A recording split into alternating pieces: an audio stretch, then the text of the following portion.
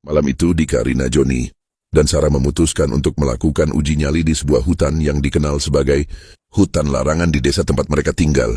Konon, hutan itu dihuni oleh makhluk tak kasat, mata yang bisa dipanggil dengan ritual tertentu.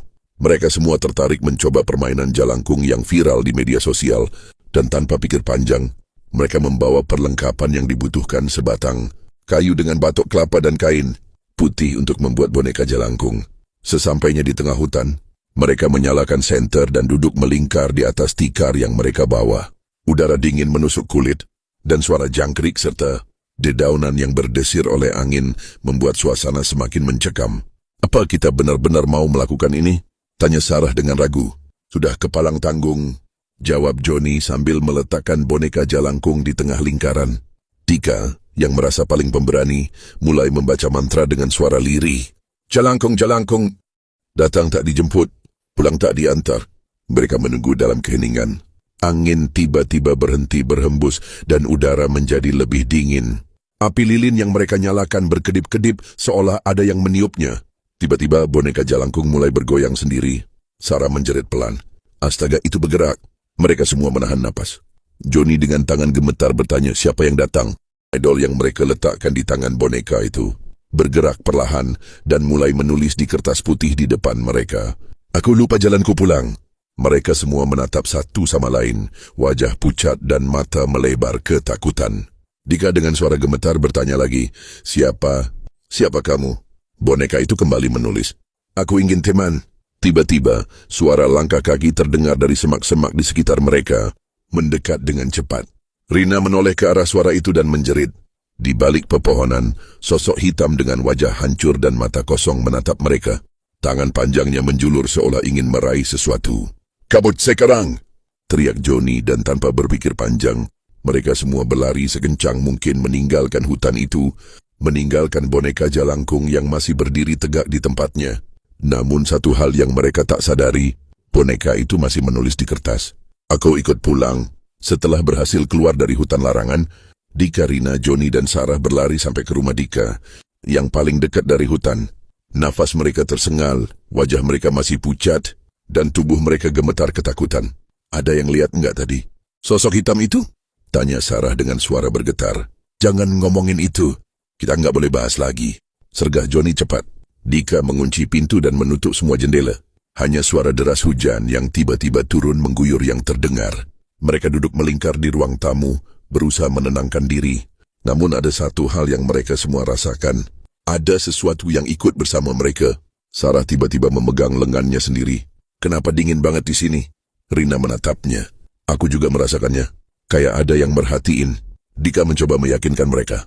"Udah, mungkin kita cuma paranoid. Kita istirahat aja, besok semuanya bakal normal lagi." Tapi malam Ridwan mereka tidak bisa tidur. Ketukan di jendela.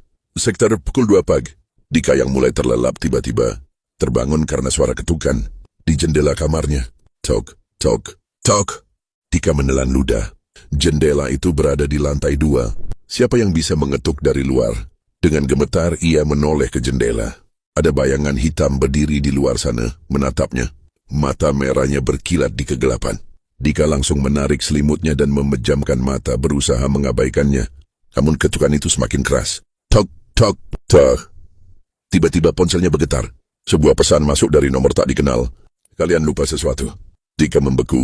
Dengan tangan gemetar ia mengetik balasan. "Siapa ini?" Tak sampai 5 detik pesan baru muncul. "Aku sudah ikut pulang." Mata Dika melebar. Tangannya gemetar saat mengetik. "Apa maksudmu?" Pesan terakhir masuk. "Aku ada di kamarmu." Dika langsung menoleh ke ujung kamar. Boneka jalangkung itu berdiri di sana. Teror tak berhenti. Dika menjerit sekeras mungkin, membangunkan semua orang. Langsung terkejut melihat boneka jalangkung itu berdiri sendiri di pojokan kamar.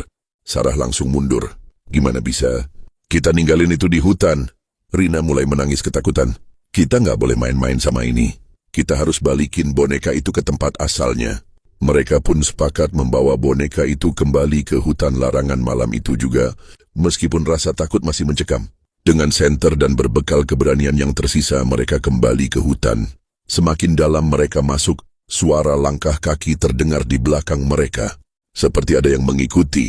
Setiap kali mereka menoleh, tidak ada siapa-siapa. Tapi hawa dingin semakin menusuk. Akhirnya mereka sampai di tempat mereka memainkan jalangkung. Letakkan boneka itu di tanah dan membakar kertas yang sebelumnya digunakan untuk menulis jawaban. Jalangkung, jalangkung, kami mengembalikanmu. Pulanglah ke tempatmu. Api dari kertas itu tiba-tiba membesar menyala biru. Angin bertiup kencang, membuat pepohonan bergoyang liar.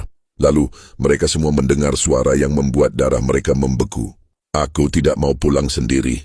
Tiba-tiba Rina berteriak keras. Tangannya mencakar wajahnya sendiri, matanya melotot, mulutnya mengeluarkan suara-suara aneh. Ah! Rina meronta-ronta seolah ada sesuatu yang merasukinya. Johnny dan Sarah mencoba menahan tubuhnya, tapi tenaga Rina begitu kuat. Matanya kini bukan lagi miliknya. Ia menatap mereka dengan tatapan kosong. Bibirnya menyeringai lebar. Dika segera mengambil air doa yang ia bawa dari rumah dan menyiramkannya ke Rina. Seketika tubuh Rina terlempar ke belakang, jatuh ke tanah, lalu diam tak bergerak. Angin berhenti bertiup. Suasana kembali sunyi. Johnny memeriksa Rina, yang kini sadar kembali dengan wajah kebingungan. Apa yang terjadi? Dika menarik napas dalam. Kita harus pergi sekarang. Mereka pun bergegas meninggalkan hutan. Saat mereka sampai di jalan besar, Sarah menoleh ke belakang. Di bawah cahaya bulan, sosok hitam tinggi dengan wajah hancur itu masih berdiri di sana, menatap mereka dengan tatapan haus. Dan di tangannya ia memegang boneka jalangkung yang kini tersenyum. Tamat.